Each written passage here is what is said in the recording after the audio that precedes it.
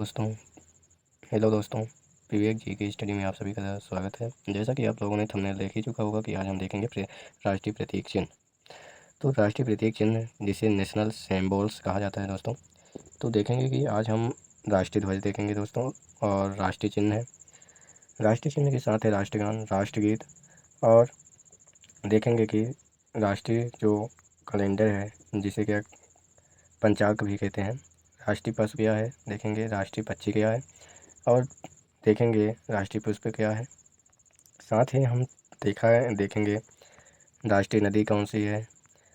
तो आइए देखते हैं कि राष्ट्रीय ध्वज से स्टार्ट करते हैं दोस्तों। पहला हमारा टॉपिक रहेगा राष्ट्रीय ध्वज। देखेंगे दोस्तों कि हमारा जो है तो नेशनल फ्लैग, हमारा झंडा जो भारत का झंडा है, आज हम वो देखेंगे कि इसकी लंबाई, चौड़ाई और किसका प्रतीक है, कितन किससे बना है, किस प्रकार से है, आज हम वो देखेंगे दोस्तों। तो अगर हमारे चैनल को सब्सक्राइब नहीं किया है तो हमारे चैनल को सब्सक्राइब करें और बेल आइकन ज़रूर दबाएं, ताकि जब भी हम वीडियो डालें तो हमारा सबसे पहले नोटिफिकेशन आपके पास पहुंच जाए। तो चलिए आज शुरू करते हैं दोस्तों राष्ट्रीय ध्वज से। क्या दोस्तों, राष्ट्रीय ध्वज से। राष्ट्रीय ध्वज से देखेंगे नेशनल फ्लैग जो है तो भारत के राष्ट्रीय ध्वज को जो है तो 22 जुलाई 1947 देखेंगे दोस्तों, ये महत्वपूर्ण हो जाता है। 22 जुलाई 1947 को संविधान सभा देखेंगे जिसे कॉन्स्टिट्यूंट असेंबली द्वारा अंगीकृत किया गया। देखेंगे कि भारतीय राष्ट्रीय ध्वज को जो है तो 22 जुलाई 1947 को संविधान सभा द्वारा अंगीकृत किया गया। अंगीकृत का मतलब होता है दोस्तों अपनाया गया।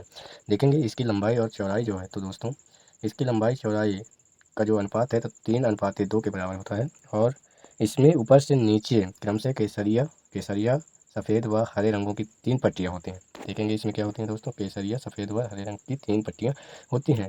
सफ़ेद पट्टी के बीच में जो है तो देखेंगे दोस्तों 24 तिलियों वाला गहरे नीले रंग का एक चक्र है, जो है तो गहरे नीले रंग का चक्र है। आप लोग तो वैसे भी तिरंगे को देखे ही होंगे दोस्तों। देखेंगे एक नोट करने योग्य है, 12 मार्च 2018 में जो है तो कर्नाटक के बेलगाम में देश का सबसे ऊंचा जो झंडा फहराया गया था वो था 361 फुट का जो है तो तिरंगा लहराया गया था।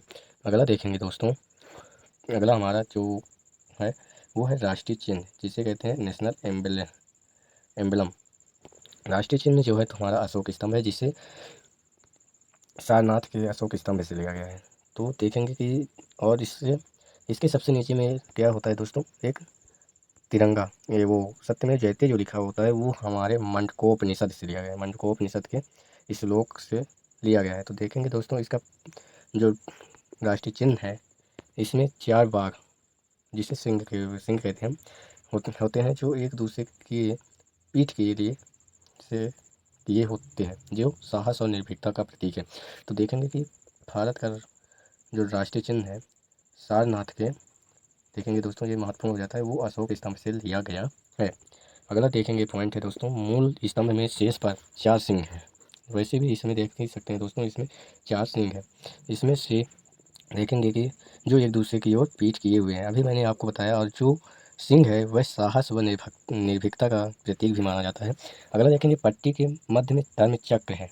देखेंगे दोस्तों पट्टी के जो मध्य चक्र है तो इसमें यहाँ पे एक धर्म चक्र है, जिसमें 24 तिलियाँ हैं, जो 24 घंटों को का प्रतीक माना जाता है। अगला देखेंगे दोस्तों, अगला पॉइंट जो है तो भारत सरकार ने अशोक स्तंभ को राष्ट्रीय चिन्ह के रूप में 26 जनवरी 1950 को अपनाया है। कब अपनाया है दोस्तों, 26 जनवरी 1950 को, जब हमारा संविधान लागू हुआ था, तो संविधान को अपनाया गया था, तभी अशोक स्तंभ को जो है तो अपनाया।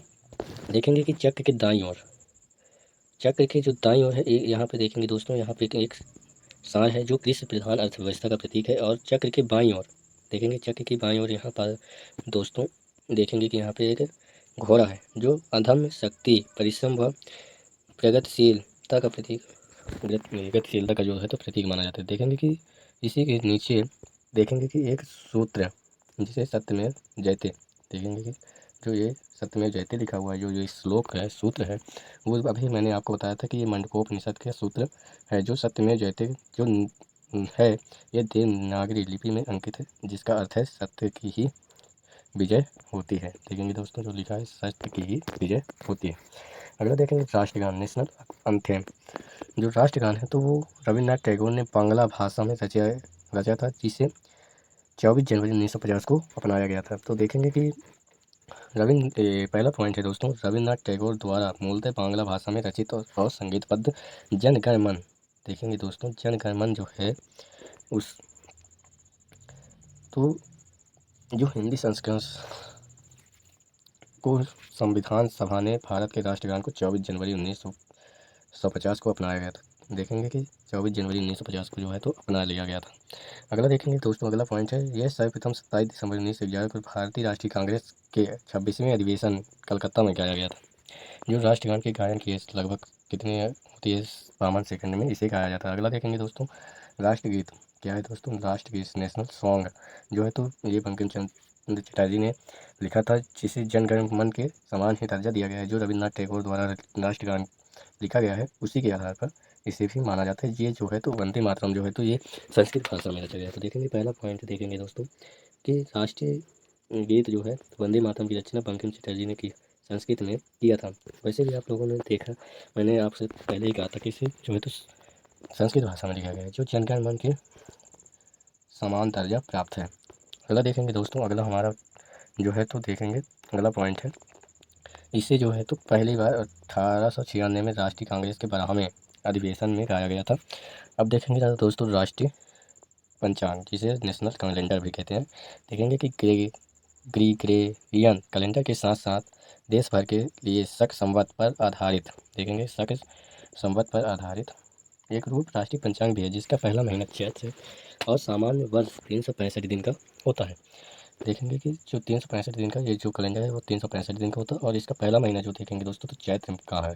और देखेंगे पंचांग के 22 मार्च 1957 को सरकारी उद्देश्यों के लिए अपनाया गया था। कब अपनाया गया था? 22 मार्च 1957 को।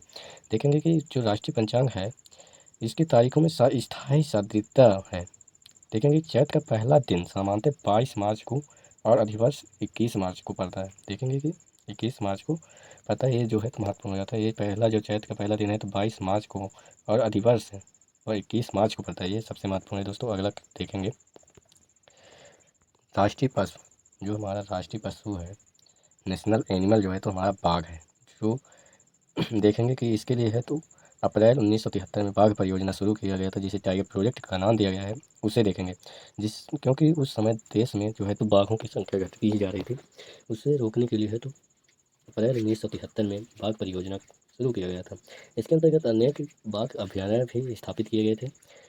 अगला देखेंगे दोस्तों, ये जो बाघ है तो ये राष्ट्रीय पशु बाघ ही क्यों किया गया है, ये देखेंगे कि इसकी शालीनता, दृढ़ता और फुर्ती और अपार शक्ति के लिए जो है तो राष्ट्रीय पशु कहलाने का गौरव हासिल किया।